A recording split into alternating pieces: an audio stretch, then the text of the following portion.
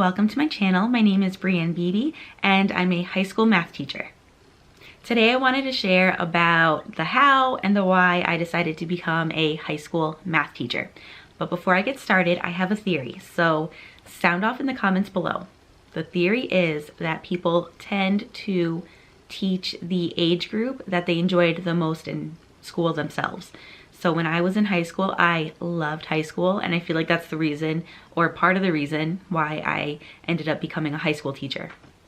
And I feel like I frequently hear from elementary teachers how they loved second, third grade, whatever, and that's the grade that they're teaching now, and that's the grade that they wanted to teach when they were going through their teacher preparation in college. So just let me know in the comments below if that's true for you. So far, I've only encountered one person that says that they hated being in high school, but now they do teach high school. Looking back now, there were so many signs that I was going to end up being a math teacher. Like, I just should have known. So I remember in second grade, at the end of the year, our teacher was giving out these different student awards. And I remember I was a little bit miffed because I wanted the artist award. And at that time in my life, I wanted to be an artist. And I enjoyed drawing. Not that I was or am very good at it, but I wanted to be an artist. And I remember these two boys got the art award and I was a little bit annoyed. So I finally get to what my award is, and I get the Math Whiz award. I had no idea that I was good at math. I did take solace in the fact that I was the only person to get that award. That made me feel a little bit more special. Other signs that I should have been a math teacher was if I could not sleep at night, I would be thinking about patterns of numbers in my head or staring at my digital clock, thinking about different patterns and numbers and basically doing mental math until I fell asleep. I also remember, I think it was between the summer of kindergarten and first grade, just sitting in my room alone, figuring out how to count to 100 on my own, because it wasn't part of the curriculum in kindergarten back then. I don't know if it is now, but I think I knew how to count to 30 and then was able to pick up on the pattern and count myself up to 100, just knowing that I've heard different numbers before, like 64 and 75, and so I was able to figure it out. So just a side note, my son woke up from his nap. He's in the other room with my husband. He's making all kinds of happy noises in the background. I feel like this is a part of so many other teachers' stories, but I too was that little girl that played school. I would go to my friend's house very often, and they had this basement that we would basically have the run of. It was a full basement, it was unfinished. There was this huge chalkboard down there, and we would go and we would play school, and probably because I was the oldest, I would always end up being the teacher.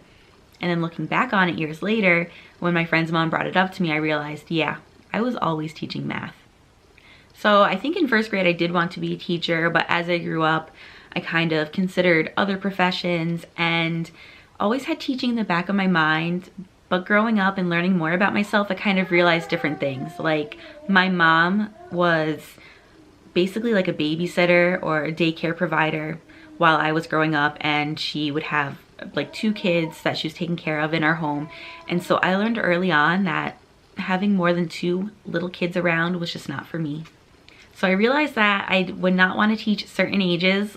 Like, I basically eliminated the idea of teaching any elementary school. And then once I got to like middle and high school and kind of understood that different teachers had different subject areas, I started eliminating subject areas that I was interested in teaching. This was kind of difficult for me because going through middle and high school, I was in accelerated or honors or enriched everything. So I never had like an idea that I was good in any particular subject. It was like a jack of all trades, master of none type of thing. So throughout high school, there were 3 major catalysts that led to me becoming a math teacher. The first one was me being a part of our NJROTC unit. So if you're not familiar with JROTC, it's basically like a military program in high school. The intention is not to recruit or prepare you for service, although if you do, you start out with a higher rank and a higher pay grade, which is pretty cool.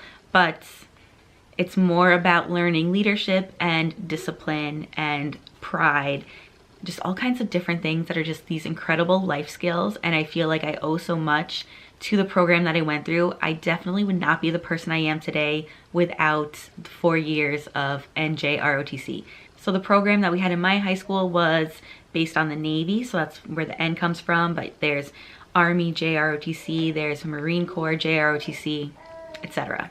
So the summer between my sophomore and junior year, I went to Leadership Academy. So it's a 2-week training. It's kind of run like a boot camp, but not completely. The academy is run on the naval base in Newport, Rhode Island. We learned how to sail. We just had a blast. We had leadership lessons, which was the main idea, and we just learned so much in 2 weeks. It was absolutely incredible. When I started my junior year in NJROTC, we had a bit of a shakeup with the top leadership because you basically end up having students fill positions, kind of like how you would have classroom jobs, but different because it's more geared toward military. So it's the types of jobs that you would see in the military, but like the high school version. So in my junior year, I became the first junior to be promoted to the rank of Cadet Lieutenant Commander, and that's because I was the Battalion Executive Officer, which essentially just means that I was second in command of our entire unit. I feel like I'm taking so much longer to explain this, but I know that it's a very foreign concept for a lot of people. So I was a Battalion Executive Officer and second in command for 2 years, my junior and senior year, and I was essentially in charge of all these high school students. So while I was second in command, my best friend at the time was the battalion commanding officer, so she was first in command. And what I learned from the experience that helped me become a teacher is that I work really, really well with teenagers. Because to be a teenager and be in charge of other teenagers, it's a difficult position to be in, but I did really, really well, whereas my counterpart did not do well at all. So it made me realize that I had something special. If I was able to work with teenagers and lead them in this way at that age, that I was primed to go into a profession where I could continue to work with teenagers. The second catalyst that led me to becoming a high school math teacher was being in National Honor Society my senior year. We were trying to put together a tutoring program, and we had a teacher come to us and say that she needed someone to tutor a 9th grade student in math. Nobody wanted to do it, I think because it was math, and so I hesitated, but being in NJROTC, I knew all about taking initiative, so I said, okay, I'll do it, even though it was math and I did not like math, more on that later. But I started tutoring the student and realized that I knew more than I thought I did, and that I was good at tutoring. So that experience is what really got me into the idea of teaching teenagers. So here's kind of the important part. When I was in 8th grade, we were in accelerated math. So we learned the 8th grade curriculum in 7th grade. 7th and 8th grade was condensed into 1 year, which made sense because there was a lot of overlap. We get to 8th grade and we're essentially learning 9th grade math. Yet we still had to take the 8th grade test at the end of the year or like toward the middle of the year, but it was based on stuff that we'd done the year previously, and quite frankly, we didn't remember anything. So the teacher that I had that year, I'm pretty sure she's going through a divorce at the time, but we just had a horrible experience. She told us that we were stupid. She would give us dum-dum lollipops and she would say, here's dum-dums for my dum-dums.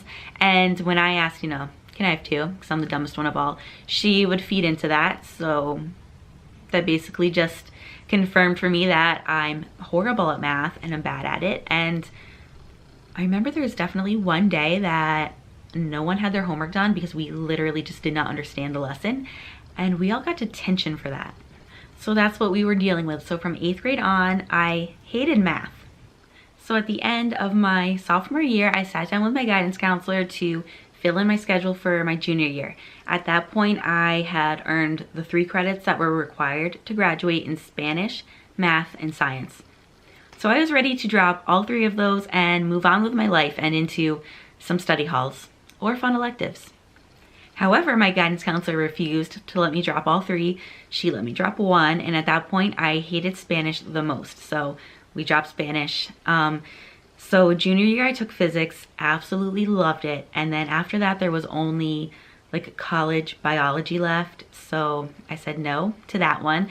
And again, junior year, I had a choice between you can drop science or math. So I dropped science and went on to calculus in my senior year of high school, and that was major catalyst number 3. So with my guidance counselor knowing that I really didn't want to take another math class, she put me in the high school level calculus rather than the college level. So most of my counterparts that I had been with throughout my high school career in the accelerated program went on to college calculus. So our high school level calculus class was much smaller, and I excelled in this class. My teacher, who's my favorite math teacher of all time, would refer to me as his star student, and I was always keeping the class on task because I wanted to learn more. That year I earned an academic award in calculus. Every year we had awards, and it was given to the top student in that grade for that subject area. So I got the calculus award, which was incredible because I never had a distinct academic award. I would usually just get this general, you had high honor roll all year kind of award. So that year in calculus, I learned to love math. I learned that I was good at math, and that confidence was so helpful because I finally had a subject area that I felt passionate about and comfortable with to go on and teach to others. So that, combined with the knowledge that I work well with teenagers and that tutoring is fun because of that light bulb moment that you get to experience with students, it drove me to become a teacher. So while this is kind of a long story, I feel like it's just good to basically organize my thoughts and what happened and just have it out there because it's led to some interesting conversations with my students. High school students traditionally get mad about why do I ever need to learn this or why do I need to know this? And I always tell them I'm not a fortune teller.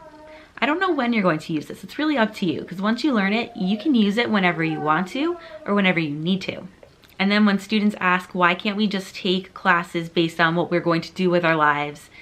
I ask, do you think you're really qualified to make that choice at 14? Because if I had to choose a career at 14, I would be a writer, which I have a blog. So, I mean, it works, it ties in, but it's not my dedicated career. And I also just reinforce the idea that if it hadn't been for my guidance counselor pushing me into these classes that I did not want to take, I would not be before them teaching. I always love hearing teachers talk about when, how, why they wanted to become a teacher. So if you have a story that you want to share, please leave it in the comments below. And as always, thanks for watching.